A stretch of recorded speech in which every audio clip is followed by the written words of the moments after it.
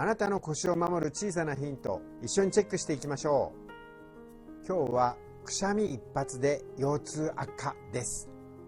強い咳やくしゃみは腰痛に急がかかります。咳が出そうな時は腰に手を当てるとか、軽くお腹を緩めるなど衝撃を逃す工夫をしてください。では次回も別な Tips をご紹介したいと思います。お楽しみにしてくださいね。